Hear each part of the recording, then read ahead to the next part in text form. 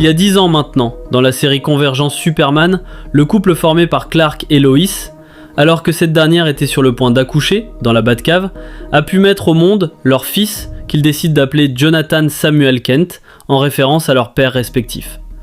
Sauf que ce que je vous ai pas encore dit, c'est que ces personnages-là viennent d'un autre univers. Comme vous aurez pu vous en douter, avec l'apparence de ce variant de Batman, qui, en plus de cela, n'est pas Bruce Wayne, mais bien Thomas Wayne, son père.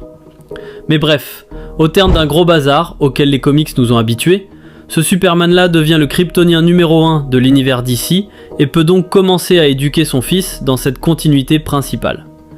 Si vous souhaitez vous pencher sur l'histoire du fils de Kal-El, je peux vous recommander 2 choses. La première, c'est de lire la série Super Sons, qui est vraiment excellente et très bien dessinée.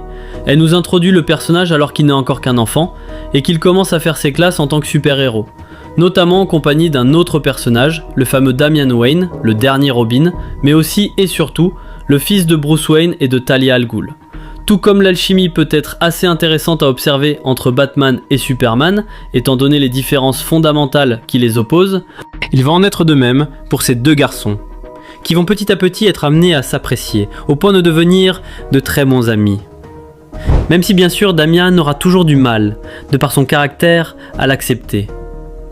Ensuite, si vous voulez enchaîner, vous pouvez aussi lire la série Superman, Son of Kal-El. Elle nous présente un John Kent, alors qu'il est adolescent, et qu'il doit déjà endosser le rôle de son père, lorsque ce dernier décide de venir en aide à des gens, à l'autre bout de la galaxie, ce qui laisse donc la Terre sans la protection du Kryptonien.